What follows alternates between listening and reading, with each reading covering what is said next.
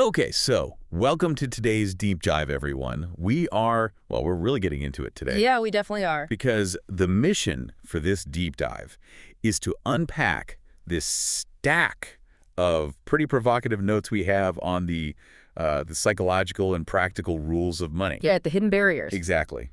We want to shortcut your way to being really well informed about why people stay stuck financially. Like the inherited myths we all carry around, and honestly, the kind of controversial truth about who actually gets rich. So let's unpack this, because these sources completely shatter conventional financial advice. They really do. And, if we connect this to the bigger picture for you, the listener, this deep dive isn't just about reading a ledger. It's about fundamentally rewiring how you view your own potential. Right. It's about your relationship with money. Because if you want to drive to Beverly Hills, your GPS needs to know exactly where you're starting from. Yeah, even if your current location is like a muddy ditch in the middle of nowhere. Exactly. You have to lock it in. The system just cannot calculate a route without a baseline. But, when it comes to personal finance, we all seem to just completely refuse to turn on our location services. We really do. We just stare at the destination. Right. Vividly imagining the mansion or, retiring on a beach somewhere, and we just hope we somehow miraculously drift there. Which fundamentally breaks the mechanics of getting anywhere. So today, we're ripping the Band-Aid off. We have to look at why we actively sabotage our own wealth. Yeah, shifting from passive hoping to, active consequence. Let's actually start with that passive hoping, because before we can even touch the psychology of money, we have to look at the brutal physical baseline of our daily behavior. The stuff we do every single day. Exactly. There's this staggering tendency for people to look at their financial reality, realize it's a total mess, and then they cross their fingers that the problems will just evaporate. Right. They hope it just goes away. Yeah. We see everyday folks who look around at their friends, their neighbors, and they wonder why they're struggling while others aren't, and they do absolutely nothing differently. Because taking action requires acknowledging the deficit, which is, frankly, really painful. Oh, for sure. The most glaring example of this deferral of responsibility is the lottery trap. Oh, wow. Yeah, the lottery. Consider the raw behavior of buying a lottery ticket. People actually treat it as a viable financial strategy. Which is wild. It is. But if you actually sit down and calculate every single dollar you have spent on lottery tickets over your entire life. Well, that sounds depressing. It is. You put that number next to your total winnings, and the math is just devastating. You're effectively throwing capital down the drain. Right. The astronomical odds dictate that you will not win the jackpot. Yet relying on that extreme 1 in a billion stroke of luck allows people to mentally check out. Yeah, because they don't have to take positive, grinding action in their real life. Exactly. Salvation is always just, one lucky ticket away. It's basically an escape hatch from accountability. Yeah. But I see people do the exact same thing with traditional saving too. Oh, absolutely. They think they're being super responsible, but they're completely disconnected from the reality of the math. Like, let's say your goal is to save $50,000 in 5 years. Okay, 50 grand, 5 years? Right. And you decide to throw a $20 bill into a jar every month. You feel great about it. You feel like you're building an empire. But the realistic math on that is entirely unforgiving. It really is. $20 a month is $240 a year.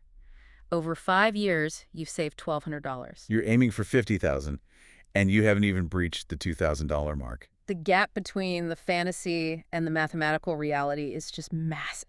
So to bridge that gap, you either have to drastically extend your timeline, or you have to confront your actual spending habits, like those financial vices. Right, the daily stuff. Yeah, if you regularly drop $100 a month on, streaming subscriptions, craft beer, or new shoes, you cannot draft a financial plan that pretends those expenses don't exist. You really can't. You can't just write down, I will save $500 a month if you haven't actually dismantled the habits consuming that $500. I always think of it's like stepping on a bathroom scale but closing your eyes. Oh, that's a great analogy. Right. You feel the physical act of standing on the scale. You convince yourself you're, participating in your health journey. But by refusing to look down at the number, you avoid the reality of your choices. You're just pretending. Exactly. So my question is this just a matter of people being bad at math? Or is there a deeper psychological reason we actively bury our heads in the sand when it comes to our vices? Well, we're really looking at a profound cognitive dissonance here. It's an underlying human tendency to avoid immediate disappointment. Avoid the pain. Precisely. If you do the math, and the math unequivocally proves that your $50,000 goal is mathematically impossible with your current, say, Friday night bar tab, Right, the math doesn't lie. it doesn't. Your brain experiences acute psychological pain. You are forced to reconcile the gap between who you want to be and what you're actually doing. And nobody wants to feel that. No, of course not.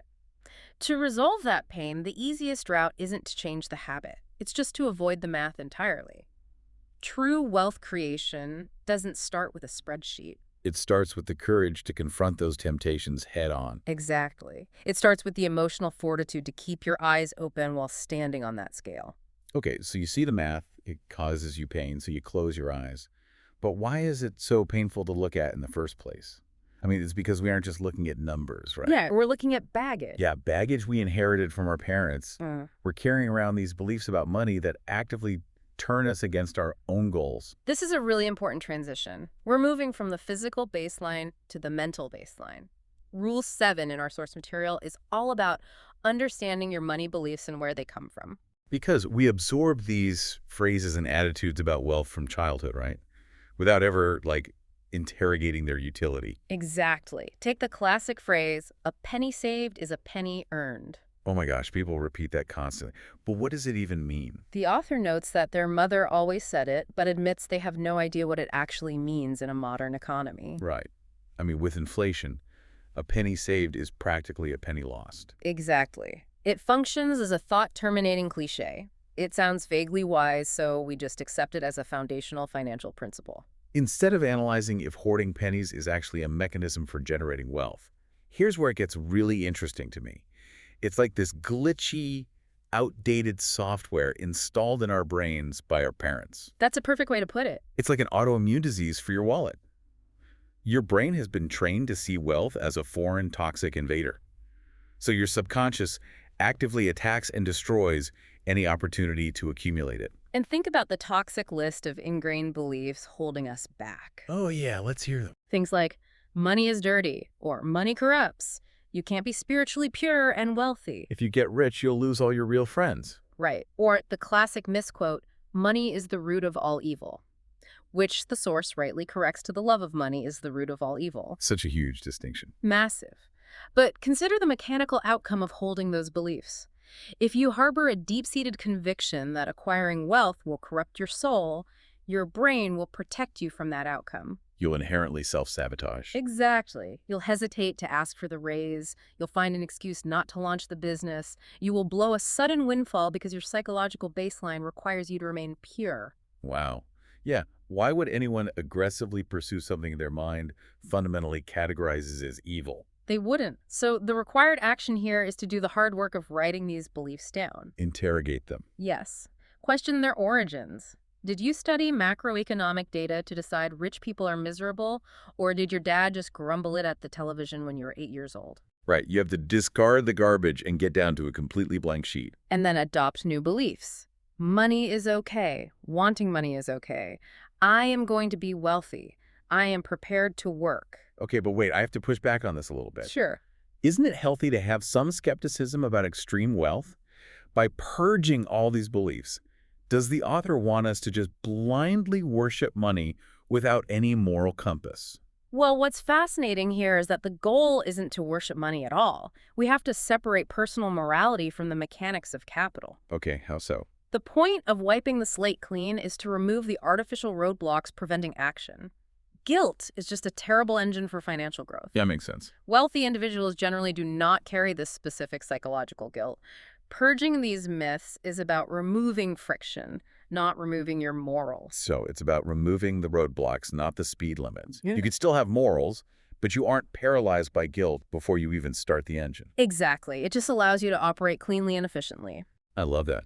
And once we wipe that slate clean and accept that money itself is a neutral tool, we transition into how we should view wealth, which is Rule 8. Right. Redefining it completely, moving from the psychology to the actual mechanics of earning. Because if it's not an evil, corrupting force, And it's not like a divine blessing. What is it? Rule 8 states you must understand that wealth is a consequence, not a reward. A consequence, not a reward. I mean, that sounds like semantics at first glance, but the distinction is actually huge. It changes everything. Money is simply a payment for clever thinking and hard work. Right, a reward is a prize. It's a gold star given to you by a teacher for being a good person. Exactly.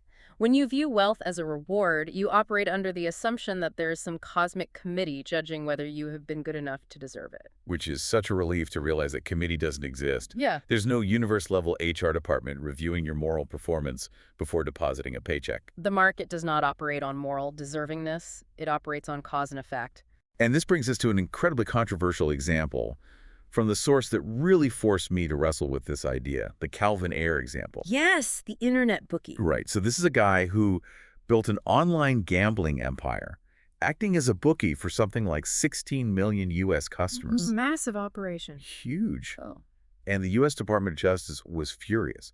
They wanted to shut him down entirely. But Ayre utilized a legal loophole.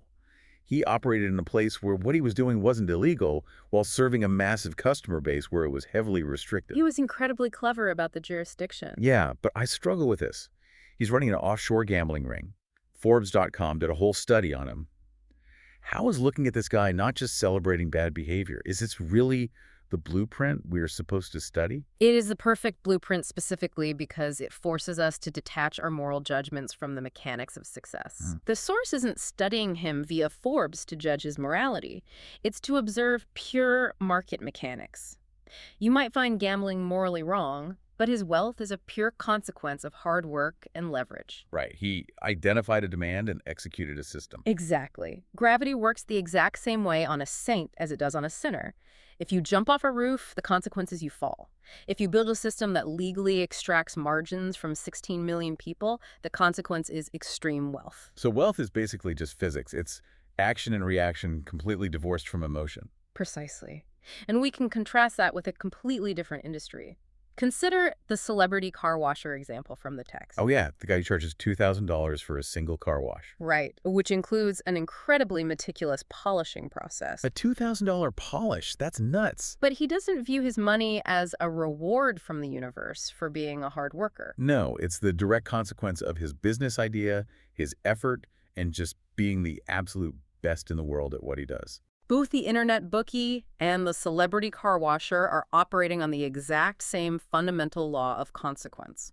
So what does this all mean for you, the listener? If we stop looking at money as a gold star for being a good person, does that actually make it easier to attain? This raises an important question. And yes, disconnecting money from moral deservingness is incredibly empowering. It puts you in control. Exactly. Right. It shifts your focus away from seeking validation and toward providing immense value, like that $2,000 car wash, or just working smarter. It strips the ego completely out of the equation, which really brings this whole journey full circle for the listener. It does. You've confronted the brutal math of your daily choices. Yeah. You've uninstalled the glitchy software of inherited money guilt. You wipe the slate clean. Right.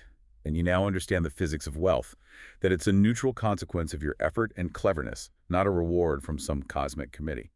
But arriving at that destination introduces one final, really provocative thought. The source material ends by introducing Rule 9. Oh, right. Rule 9. Decide what you want money for. That is the real kicker, isn't it? It is. Building on everything we've discussed, we want to leave you with a lingering question to mull over. If wealth truly is just a neutral consequence of your actions. Devoid of any inherent moral goodness or badness. Right. And you've successfully purged all your inherited guilt and judgments about it. What is the actual purpose you want to assign to that wealth? Because it's essentially just unassigned power. Exactly. If the universe isn't judging your money, how will you choose to deploy your consequence? Wow. Yeah, once you clear the road of all the bad math and psychological roadblocks, you still have to decide where you actually want to go. All right, well, that is all we have for today's deep dive. We will catch you next time.